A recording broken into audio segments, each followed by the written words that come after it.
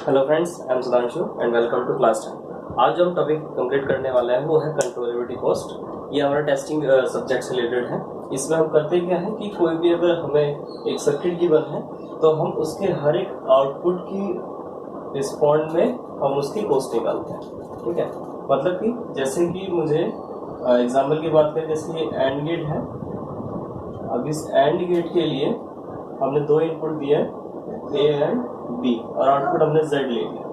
ठीक है, तो हम ये पहले डिटरमाइन करके चलेंगे जो भी आपके इनपुट्स हैं ए और बी, इनकी चाहे 0 पे चाहे 1 पे जो कॉस्ट होगी वो 1 होगी। है, जैसे कि मैं बात करूँ CC0 ए, इसका मतलब क्या है? Controllability cost at 0।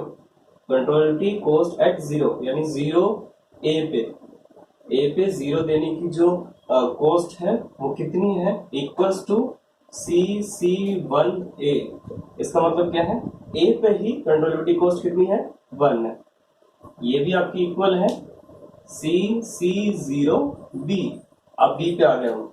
ठीक है, ये इसकी प्रॉपर्टीज है कुछ, हम वो लिख रहे हैं।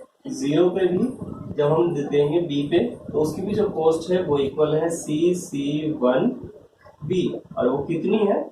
1। ठीक है, मतलब कि जो हमारी इनपुट है किसी भी गेट की, ठीक है, उसकी जो आपकी जो कॉस्ट है, ठीक है, 0 पे चाहे 1 पे उसकी जो कॉस्ट रहेगी वो 1 रहेगी। ठीक है, तो ए 0 पे रहेगा तो 1, ए 1 पे रहेगा तो 1 कॉस्ट रहेगी, बी 0 पे रहेगा तो 1 कॉस्ट रहेगी, और बी 1 पे भी रहेगा तो भी 1 कॉस्ट रहेगी। ठीक है, तो ये हो गया। ऐसे ही हमारा और गेट का भी सेम यही है। अगर मैं यहाँ पे और गेट होता तो सेम यही फॉलो होता। CC0 पे भी यहाँ पे 1 कॉस्ट होती है, यहाँ पे भी 1, ये भी 1, ये भी 1। ठीक है, तो और के केस में, नैंड के केस में ये सब सिंपल है।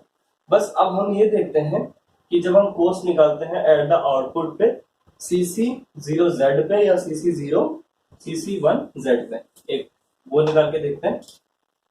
जैसे कि ये हमारा एंड गेट है, 2 terminal A and B and Z। ठीक है, अब मुझे जो मेरे पास क्वेश्चन गिवन है वो है CC0Z, ये मुझे निकालना है, यानी कंट्रोलेबिलिटी कॉस्ट एट 0 कहाँ पे? Z पे। ठीक है, 0 की कॉस्ट निकालनी है मुझे Z पे। अब मेरे को Z पे 0 चाहिए, तो Z पे अगर 0 चाहिए तो हम एंड गेट का अगर ट्रूथ टेबल देखें, 0 0 0 1 1 0 एंड 1 1, तो यहाँ पे क्या आ जाएगा? 0 0 0 एंड 1। ये आपकी इनपुट है A एंड B, और ये है आउटपुट Z। ठीक है, अब देखो हमें 0 चाहिए Z पे, तो इसके लिए कॉस्ट क्या बनेगी? अगर मुझे 0 चाहिए कहीं पे भी, तो मेरी कोई सी भी एक इनपुट अगर 0 हो जाए तो उसकी आउटपुट क्या हो जाएगी? 0। यानी दोनों में से कोई भी एक इनपुट 0 हो जानी चाहिए। तो हम इसमें ऐसे लिख सकते हैं कि मिनिमम, ठीक है, मिनिमम मतलब 0 क्या हो जाएगा? हम क्या लिख सकते हैं? CC0 इस पे या तो A पे हो जाए 0, या फिर CC0B पे हो जाए, यानी दोनों में से कोई किसी भी एक पे 0 हो जाए। कोई भी एक 0 हो गया तो आउटपुट क्या आ जाएगी? 0। प्लस हम क्या जोड़ेंगे? ये हो गया और एक गेट का। ठीक है, ये तो इसका कॉस्ट लगेगा, इसकी इनपुट का, और एक गेट का कॉस्ट लगेगा। ठीक है, इसको हम लिख देंगे 1। तो देखो दोनों में से कोई एक 0 हो जाएगा। ठीक है, तो हमारी आउटपुट 0 हो जाएगी, तो कोई भी एक होगा तो 1, यहां से 1 आ गया और यहां से 1, तो कॉस्ट कितनी हो गई? 2। ठीक है, तो हम अगर Z पे हमें 0 की कॉस्ट निकालनी है तो उसकी वैल्यू आ जाएगी 2। ठीक है, ऐसे ही अगर मुझे 0 की जगह 1 निकालनी होती, 1 की कॉस्ट, Z पे 1 की कॉस्ट, तो मेरे को दोनों पिन पे 1 चाहिए, 1 चाहिए Z पे, दोनों को 1 होना पड़ेगा। तो हम इसको ऐसे लिख सकते हैं कि CC1 at A plus CC1 at B। ठीक है, A पे भी 1 होना चाहिए, B पे भी 1 होना चाहिए, प्लस तीसरी चीज किसका कॉस्ट? गेट का कॉस्ट। ये लग गया। आंसर कितना आ जाएगा? इसकी भी वैल्यू 1 है, इसकी भी वैल्यू 1 है, कॉस्ट यानी 1 है। 1 + 1 + 1 कितना आ जाएगा? 3। तो जेड पे अगर 1 की कॉस्ट निकालनी है तो उसकी वैल्यू आ जाएगी 3। इसके अकॉर्डिंगली एंड गेट है। ठीक है, चलो अब और गेट में चलते हैं। और गेट में देखते हैं ए बी एंड जेड। ये था आपका एंड गेट, ये है आपका और गेट। ठीक है, ये भी जेड आउटपुट सेम 0 + 0 0 1 1 1। ठीक है, अब देखो अगर मुझे z पे 0 चाहिए, ठीक है, अगर मुझे को C0 at z, ठीक है, ये मुझे फाइंड करना है। तो देखो और गेट के लिए अगर मुझे 0 निकालना है कॉस्ट, तो दोनों इनपुट 0 होनी चाहिए। यानी मैं कह सकता हूँ CC0 कंट्रोलेबिलिटी कॉस्ट 0 किस पे, ए पे भी होनी चाहिए, और कंट्रोलेबिलिटी कॉस्ट 0 किस पे होनी चाहिए, बी पे भी होनी चाहिए। और तीसरा क्या आ जाएगा टर्म, गेट कॉस्ट। टोटल कितना हो जाएगा, इसका 1, इसका भी 1, और ये गेट का 1। ठीक है, टोटल कितना आ जाएगा 3। ठीक है, तो इसमें इसका 0 के लिए z पे कितना कॉस्ट आ जाएगा 3। ऐसे ही अगर मुझे यहाँ पे 1 निकालने के लिए करना होता z पे 1, तो z पे 1 के लिए मुझे कोई भी इनपुट अगर 1 हो जाए, देख सकते हो ये भी 1, यहाँ पे भी 1 है, तो कोई भी एक 1 हो जाए तो हमारा जो आउटपुट है वो 1 हो जाएगा। ठीक है, तो हम इसको ऐसे लिख सकते हैं यहाँ से कि C1 या तो ए पे हो जाए या फिर C1 हो जाए किस पे, बी पे हो जाए।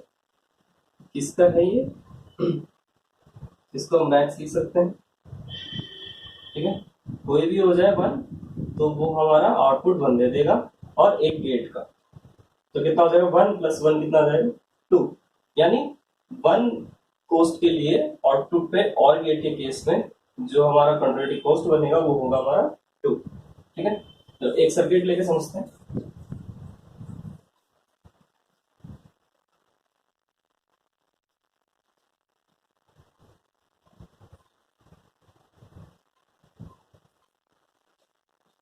यहाँ ए बी सी डी, ठीक है, इसको हम देते हैं एफ, इसको दे देते हैं जी, इसको दे देते हैं आर।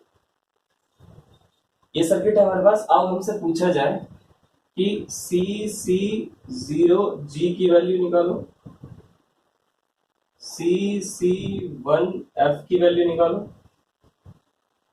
ठीक है, और लास्ट CC1I की वैल्यू। ये हमारे पास ऐसे अगर कुछ क्वेश्चन आता है तो हम क्या करेंगे, देखो CC0 at G पे किसकी चाहिए, 0 की चाहिए।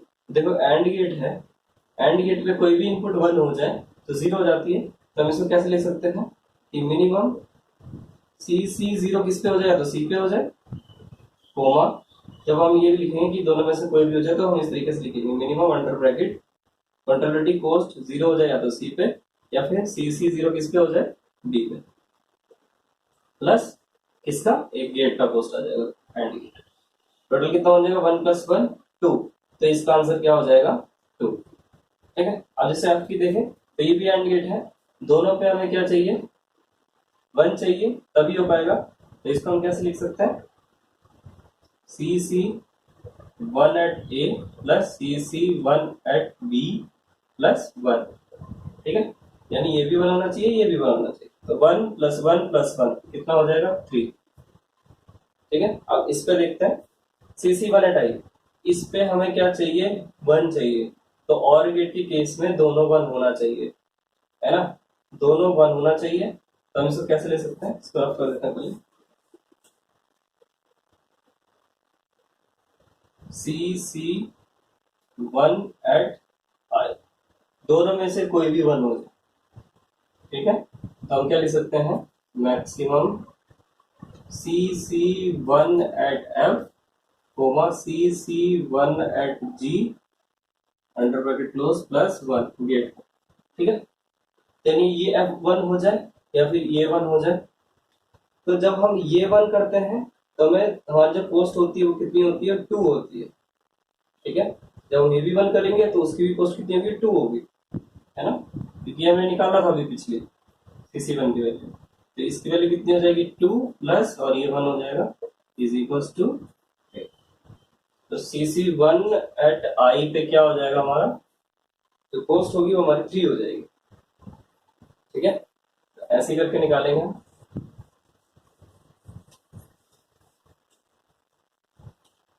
अगर इनकेस दूसरे गेट्स हैं, जैसे कि आपका एंड नैंड गेट हो गया, ठीक है, नैंड गेट के लिए ए एंड बी एंड सी। सबसे पहले इसकी ट्रूथ टेबल बना लेते हैं। इसकी अपोजिट हो जाएगी सेम, इसकी अपोजिट क्या हो जाएगी 1 1 1 0, और नॉट गेट के नॉर केस में इसमें सेम उल्टा कितना हो जाएगा 1 0 0 एंड 0।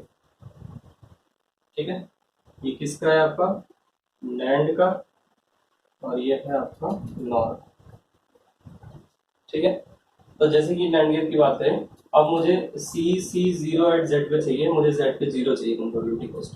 तो देखो जीरो के लिए नैंड पे आपको दोनों इनपुट 1 रखनी पड़ेगी, है ना, ये है ना इनपुट 0 0 0 1 1 0 1 1, दो इनपुट 1 रखनी पड़ेगी, दोनों की कॉस्ट 1 रखनी पड़ेगी, है ना। तो CC1 एट ए पे भी होना चाहिए प्लस CC1 एट बी पे भी होना चाहिए, और एक गेट का कॉस्ट। ठीक है, तो यानी कितना हो जाएगा 1 plus 1 plus 1 is equal to 8। ठीक है, ऐसी ट्रुथ टेबल के अकॉर्डिंगली हम ये देखेंगे कि हमें इस पे ये वो वैल्यू आने के लिए हमें इनपुट्स क्या देना है। ठीक है, उसके अकॉर्डिंगली हम कॉस्ट निकाल सकते। तो आज का जो ये टॉपिक था हमारा कंट्रोलेबिलिटी कॉस्ट के बारे में, जो हमारा नेक्स्ट टॉपिक होगा वो ऑब्जर्वेबिलिटी कॉस्ट पढ़ेंगे। ठीक है, तब तक के लिए सिर्फ इतना ही काफी है, बाकी जो क्वेश्चन वगैरह हो आपको कमेंट बॉक्स में पूछ सकते हैं।